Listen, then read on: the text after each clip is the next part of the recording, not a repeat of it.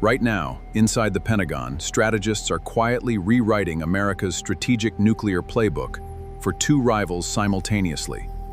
In Ankara, diplomats from 4 major nations floating a formal alignment designed specifically to counterweight American influence. And in the Middle East, a fragile ceasefire that ended open war is being tested daily across multiple borders.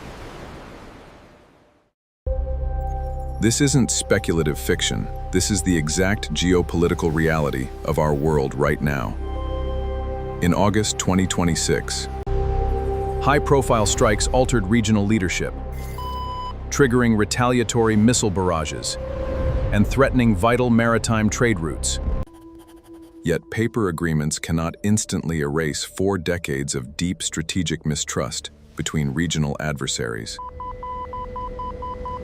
Just days ago, reports indicated American forces were hours from launching major strikes on energy infrastructure before negotiators stepped in.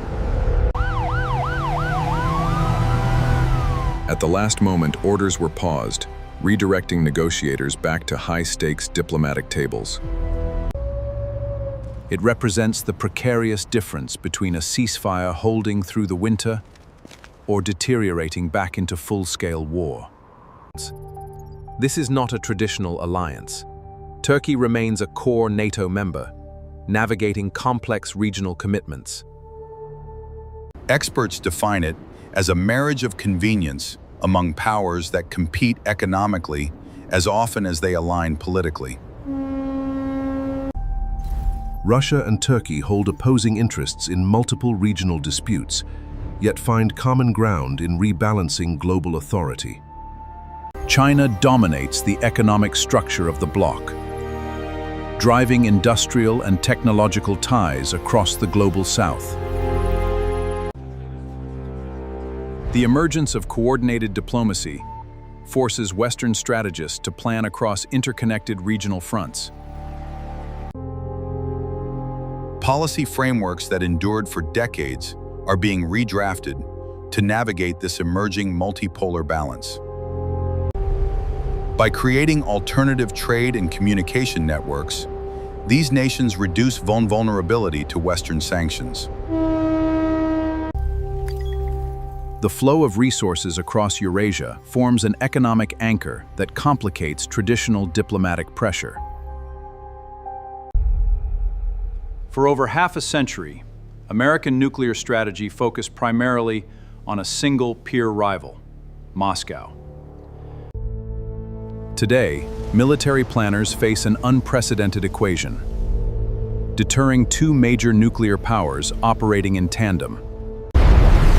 The updated approach incorporates specialized tactical assets to provide flexible responses during localized crises.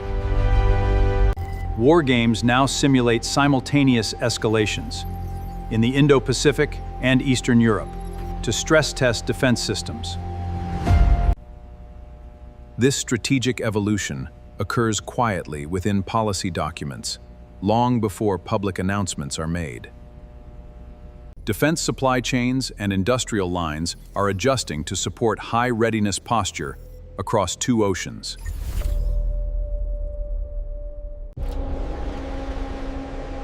Early warning radar networks and space surveillance platforms have been recalibrated for broader global coverage. Naval deployments are continuously loosely balanced between Pacific patrols and NATO maritime commitments. The updated doctrine heavily emphasizes cyber resilience to protect critical infrastructure during sudden crises. Real-time satellite monitoring tracks expansion and modernization of silos across Eurasia daily. Modern defense posture aims to maximize command response windows in high-speed, multi-front scenarios. Across the globe, Taiwan stands as one of the most critical geopolitical flashpoints in modern strategy. Yet calm does not equal resolution. This August, Taiwan is executing comprehensive civil defense preparations.